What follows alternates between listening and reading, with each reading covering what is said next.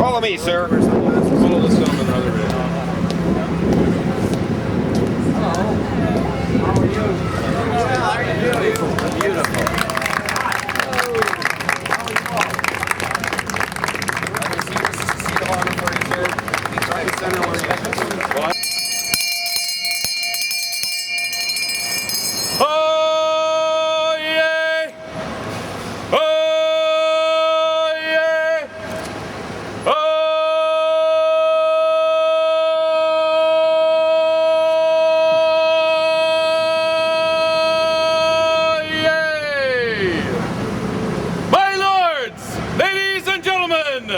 all within the sound of my voice, be it known that as Goodwill Ambassador for the City of Kingston, I officially welcome all ye to the special Sir John A Macdonald walking tour, hosted by the Right Honourable Paul Martin.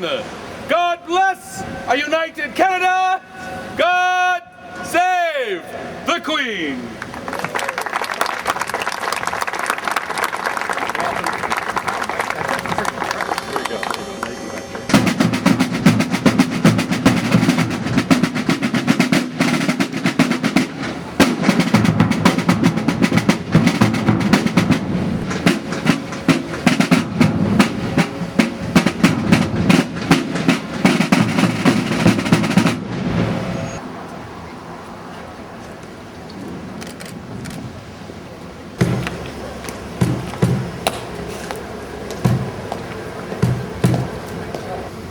On the 9th, 10th, 11th, and 12th days of May, in the year of our Lord 1885, together with divers other false traitors, armed and arrayed in a warlike manner, that is to say with guns, rifles, pistols, bayonets, and other weapons, being then unlawfully, maliciously, and traitorously assembled and gathered against our said Lady the Queen. May I speak? Shut that man up! I am not guilty. I am chosen to bring liberty into the world. I am not guilty of treason. I am not insane. What says Ontario? John Macdonald had better hang this inbred, curricular Catholic bastard, or else he's gonna have a tough time getting votes in Ontario, eh? And what says Quebec? If Monsieur Macdonald proceeds with the intended murder of Louis Riel on the gallows, our difference in French Canada will disappear. We will cease to be fragmented and become one nation united in a common cause against our enemy. Damned if I hang him, damned if I don't. Our Father, who art in heaven, hallowed be thy name. Thy kingdom come, thy will be done on earth as it is in heaven. Louis Riel was a liar and a murderer. He deceived his own people. Justice is what I wanted, and justice is what he got. If you don't know your history, you can't know who you are. And our history is going to be full of contradictions. Two people for whom it is impossible not to have huge admiration. Sir John A Macdonald, the first Prime Minister of this country, the man without whom we might not exist. And Louis Riel, who's clearly the founder of Manitoba. I don't think we know our history well enough. I don't think we pay enough attention to it. But if it's going to be brought to us in this way, then let it be, and let us understand the emotions of the time. The great one here is Free Confederation. The Prince of Wales. We need George Brown. We need the Globe. We'll never get the support we need from the Kingston this week, John. I wouldn't use George Brown's globe to wash my bottom. Set aside your differences, John. Seize the coming days. The Yankees are greedy for territory, and we both know the Frenchmen need to be reined in. Our ship of state needs a Captain Macdonald before we're sunk in deep water and drowned without a trace. Only you can bind a coalition and lead us out of chaos.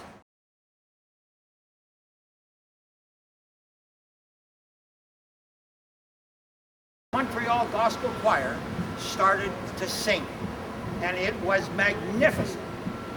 Then all of a sudden I noticed that the Governor General beside me was beginning to move with the music.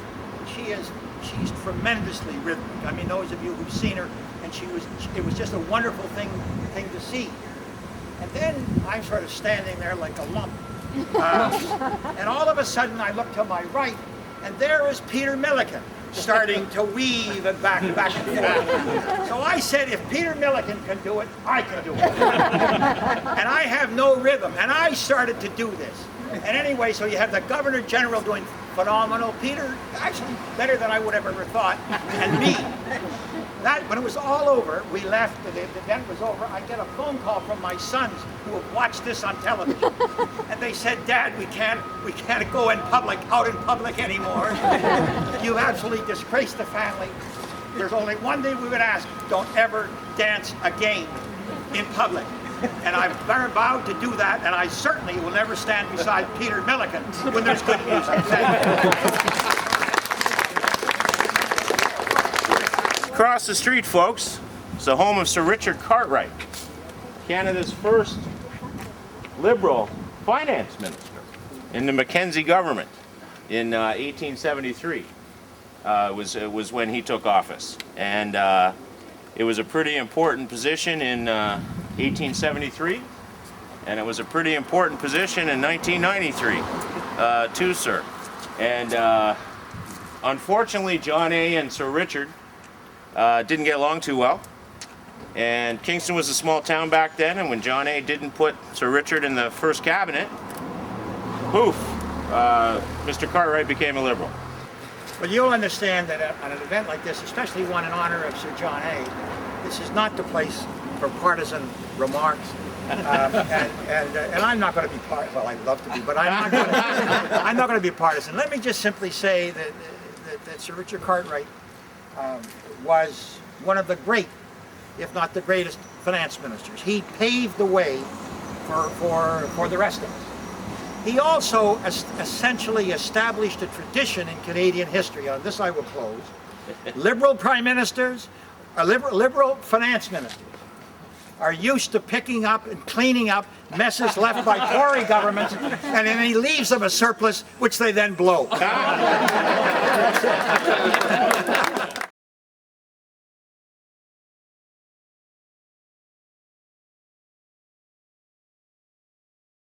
My father was a young member of Parliament, and who was put into the cabinet by Mackenzie King.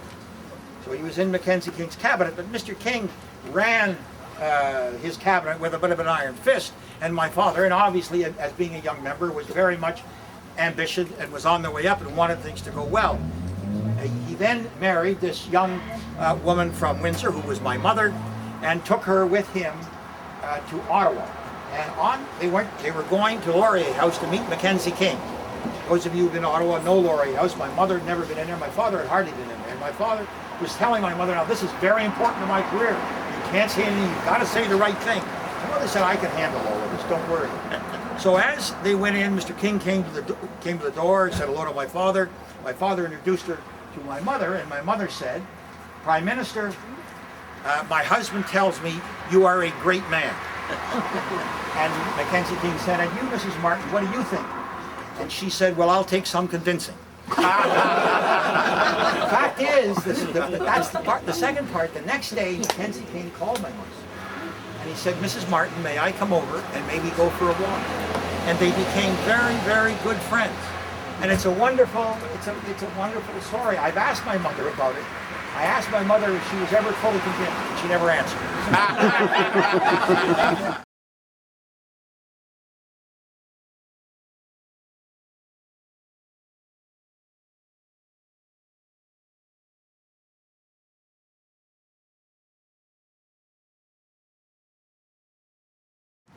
Before I conjure the spirit of Sir John A Macdonald, in order to do so, we must first offer him a token. This would be an object bearing his likeness. I'm speaking now of a photograph or a portrait or a $10 bill. Does anyone have this? sacred item! I've got a 10. Bring it to me now, sir! Thank you.